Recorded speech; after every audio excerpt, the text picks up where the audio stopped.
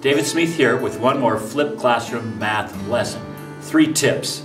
First, you can adjust the playback speed faster or slower as you desire. Second, you can pause the video at any point to catch up with your notes or jot down some questions.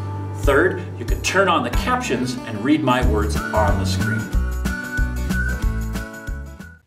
Let's take a look at the binomial distribution and expected value. So check this out. We have this rule I'm going to show you. We've talked about this in class. It's come up a little bit already, but let's make it formal. So for random variable x with a binomial distribution, number of trials is n, probability of a success is p. The expected value for one x, like for a certain result, is just going to be the number of trials times that probability of that result. So let's do an example. We're going to roll a die 9 times. This is a fair die. What is the expected value of 6s? So pause the video, see if you can do it. It's pretty straightforward plug-in step, see what you get. So what we're going to do is multiply the number of trials times the probability of a success for one trial. So we rolled this die 9 times. That was 9 trials.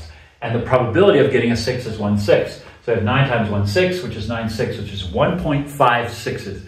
Now remember, with expected value, you can get numbers that you'll never actually get. You can't get 1.56s. You can get 1 or 2.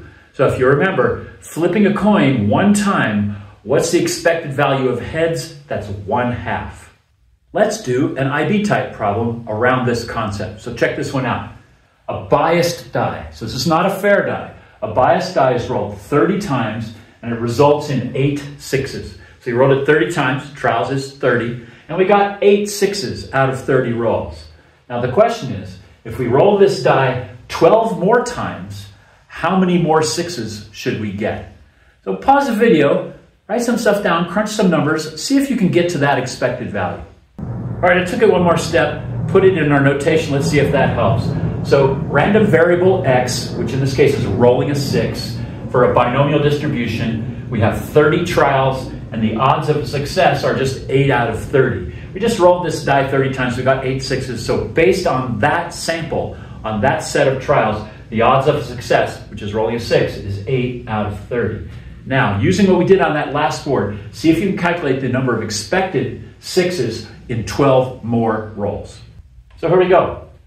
Expected value is just the number of trials times the probability of a success for any one trial. So the number of trials, we're going to do it 12 more times. So we're going to do 12 trials.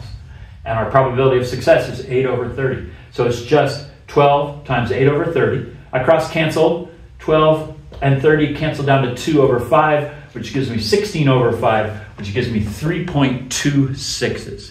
So if we roll this biased dice 12 more times, we're going to expect 3.26s.